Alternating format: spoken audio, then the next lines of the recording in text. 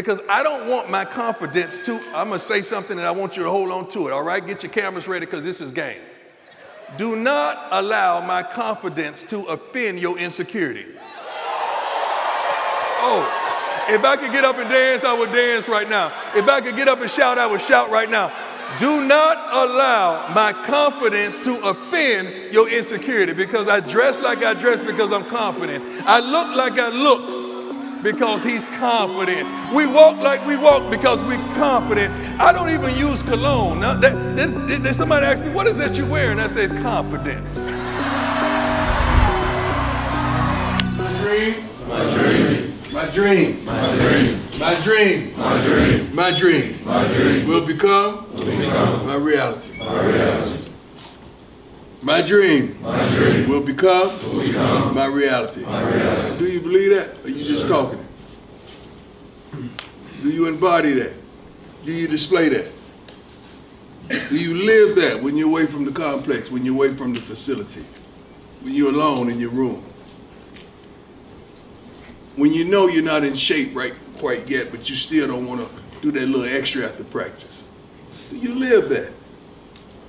Because see, when you start talking like that, that's a confidence. That's this type of swagger that you got, that you know, that you know, that you know.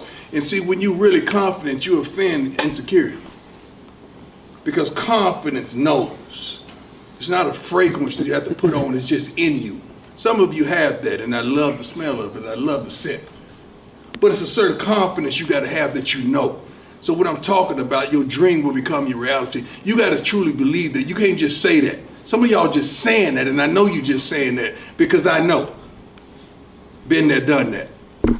The thing about confidence, first of all, you must know who you are and your capabilities. Do you really know who you are? You lying to yourself about who you are and your capabilities. Second, you got to know your assignment fully without hesitation. What's your assignment around here? What's your assignment in life? What's your assignment as a man? What's your assignment as a son? What's your assignment as a father? What's your assignment as a player? What's your assignment as a student? What's your assignment in your community? What's your assignment on your team? What's your assignment in your meeting room? What's your assignment? Do you know?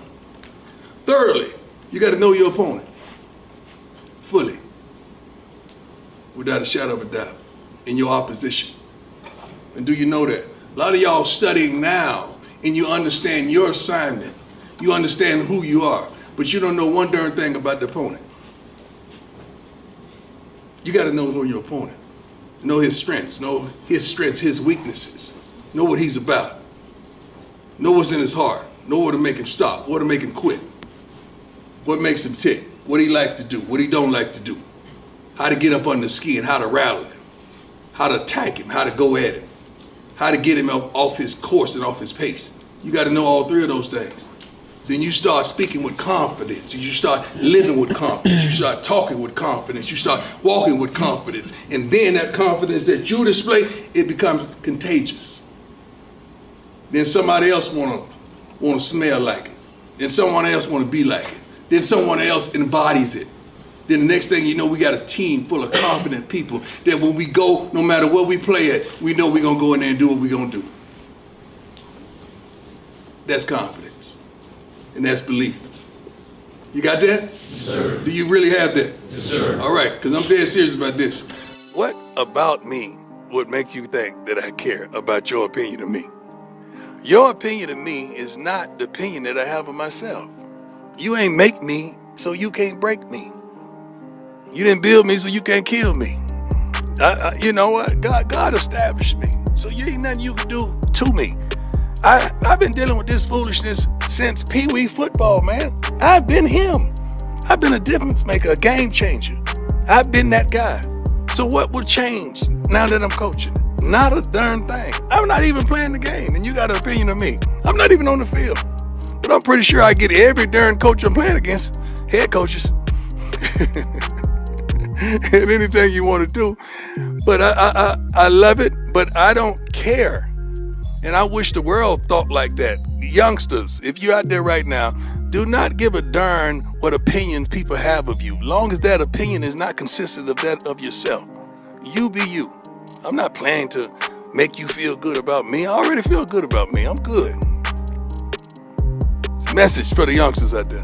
And the old school, not old food. You understand now? My thought process derived from 14 years of the NFL, 9 years of Major League Baseball, 14 years working with the NFL Network and seeing the different organizations and understanding the owners and the GMs and how this stuff really works. I ain't no fool. I know how and what it really supposed to look like. And I know what it's really supposed to be like. Yeah. And I'd be darned if I allow these kids not to get all of what they deserve, man. Sure. And that's the problem with me. Sure. That's my biggest problem. One thing that I can say, I've never been short on confidence. Confidence is my natural odor. My confidence was born out of a personal desire to provide for my mama. My mama worked 2 jobs. Ends never met. I promised myself I would someday find a way to make sure she never had to want for anything in life, that she never had to work another day in her life. I believe that everyone is good at something because God has never created a wasted life. People may waste their lives, but that's your choice. God ain't got nothing to do with that. We're all drawn to something. For me, it was sports. You know about my prowess on the football fields, on the baseball diamond, but track was also my thing. Matter of fact, my nickname Prime was from basketball. Dunking on somebody, hitting 24 or 30, but that's enough about me. You've got to find your thing, and Ray Charles said it best. You got to make it do what it do, baby. You must identify that thing that interests you. And more importantly, you must create the plan for success. Being good at anything requires repetitions. You must develop a great work ethic. Plan your work and work your plan. I'm going to say that again. Plan your work and work your plan. Here's a little exercise. We can all do this. If I ask you to stand on one leg for 15 seconds, at first it's going to be a little difficult because you have to learn how to balance yourself. But the more you practice, the better you will get, or the more you practice, the more confident you will be in what you're doing. If you take this basic metaphor and apply it to the things you do, you will gain the confidence you need to be successful at anything you desire in life. It's just that simple. You got to make it do what it do. You have a legend of you at the combine. You got to understand what the combine is. It's where they test you. Sure. Where they poke at you. They tell you about your past and your history, and they do all kind of bench press tests and 40-yard dash and shuttle runs and all of that. And I went to that combine. Yeah. And shed the light in that story. They had the bench press there, and I was engaged in a good conversation with one of my cohorts. And they kept saying, Sanders, Sanders. I looked at them, I said, no, I'm good. They said, well, you got to get up a bench. I say, well, I don't think Jerry Rice is going to lay across my hands and let him do like that. So I don't really need that. I'm good. Because I came there for one specific goal. That was run a 40-yard dash to allow them to know that I was what they thought I was. And when I ran it, I kept going and left the building because there was no more to talk about. So sooner or later, you've got to bet on you. You believe in everybody else, you clap for everybody else, you support everybody else, you baking cakes and making cookies for everybody else. But when are you going to look in the mirror and believe in the darn person you see? It's about time for you to believe in you because you got it. You got it. You just got to bring that thing that's on the inside out. So when I went to the combine, I already knew what I had. It was just time for me to show the world. And that's what I did. So when you're looking at the story of you getting in a limo, yep. Getting in a limo, you ran out to do your 40. Yep. Did you even look back to see what your time was? I didn't have to. Because sometimes in life you know that you know. You don't have to look back and see what your sales are because you know what you know. You don't have to look back and see what your engagements are because you know what you know. You don't have to look back and see how effective you were because you know what you know. Sometimes you got to know what you know. They're going to call it cockiness. They're going to call it arrogance, but you're going to call it confidence because I don't want my confidence to, I'm going to say something and I want you to hold on to it. All right, get your cameras ready because this is game. Do not allow my confidence to offend your insecurity. Oh, if I could get up and dance, I would dance right now. If I could get up and shout, I would shout right now.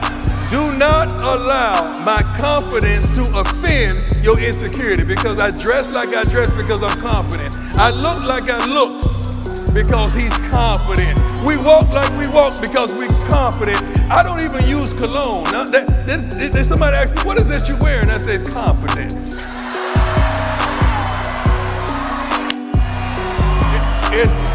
It's my natural odor. It's my natural odor. I don't have to use Dolce or whatever it is. It's my natural odor.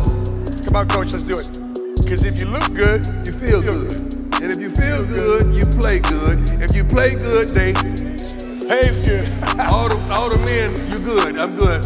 Make sure on the way out, tell the ladies what we just did, all right?